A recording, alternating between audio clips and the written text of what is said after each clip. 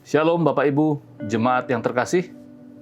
Kembali di hari yang baru sebelum kita beraktivitas dengan berbagai macam kesibukan kita. Mari kita sama-sama memikirkan kebenaran firman Tuhan yang kembali ada hubungannya dengan ulang tahun gereja kita.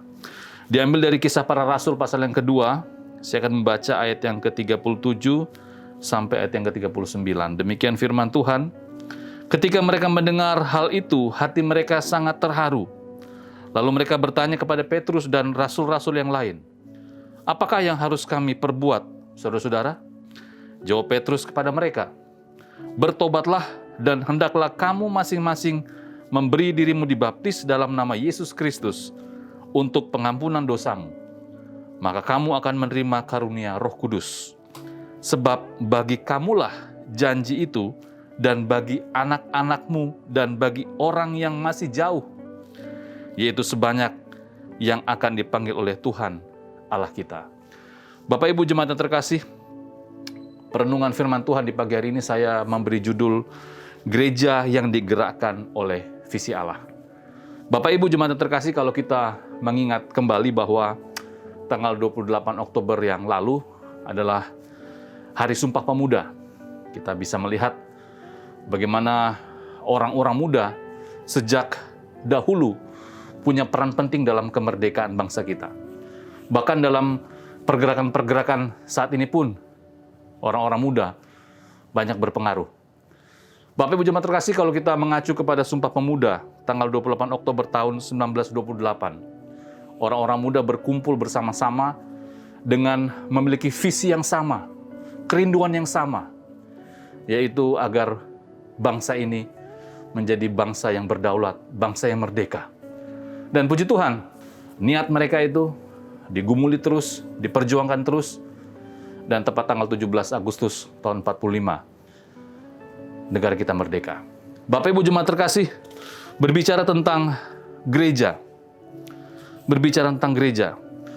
demikian juga gereja mula-mula.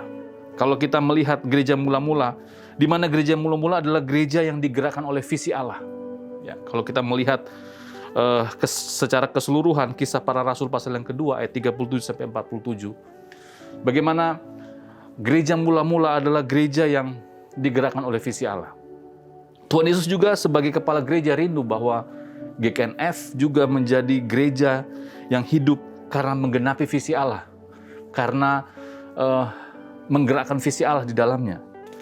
Kalau kita melihat ayat yang ke-39, ayat yang kita baca tadi, sebab bagi kamulah janji itu dan bagi anak-anakmu dan bagi orang-orang yang masih jauh, yaitu sebanyak yang akan dipanggil oleh Tuhan Allah kita. Ini berbicara tentang visi Allah, bahwa ada kerinduan Allah, ada rencana Allah yang besar bagi umat manusia, bahwa Allah mau banyak orang dimenangkan, banyak orang dapat menerima Yesus Kristus sebagai Tuhan dan Juru Selamat.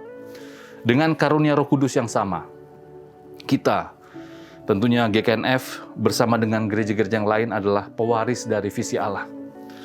Bapak Ibu jemaat terkasih, kita bukan saja bagian dari gereja, tetapi kita adalah gereja tersebut. Bagaimana kita menjalankan visi Allah di tengah-tengah kehidupan kita? Sebagai contoh, bagaimana seorang bapak menjadi bapak yang penuh dengan kasih, perhatian, bekerja keras, menjalankan visi Allah di dalam kehidupannya. Bagaimana seorang ibu menjadi ibu yang penuh sabar, kesabaran, penuh kasih, merawat anak-anak.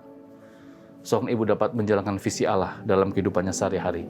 Bagaimana anak-anak juga dalam bergaul, dalam menyelesaikan studi pendidikan, dalam bekerja, dalam tugas-tugas mereka sebagai warga negara yang baik.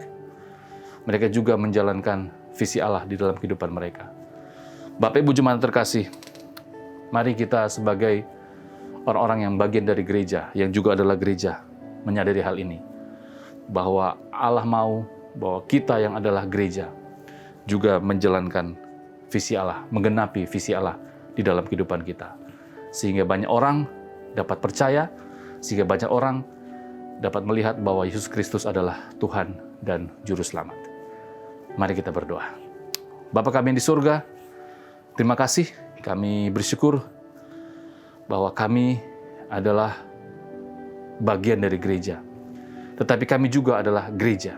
Gereja yang sehat adalah gereja yang menggenapi visi Allah di dalam kehidupannya. Dan hamba yakin dan percaya bahwa kami masing-masing harus menggenapi visi Allah dalam kehidupan kami tiap-tiap pribadi. Mampukan kami Bapa, agar hari ini dan sepanjang hari kehidupan kami sungguh-sungguh dapat menggenapi rencana Allah dalam kehidupan kami. Sehingga banyak orang dimenangkan, sehingga banyak orang dibawa kepada Kristus melalui kami. Terima kasih Bapa, ini doa kami, memberkati hari ini, dan memberkati orang-orang yang kami kasihi. Di dalam nama Tuhan Yesus, kami sudah berdoa dan bersyukur kepadamu. Amin.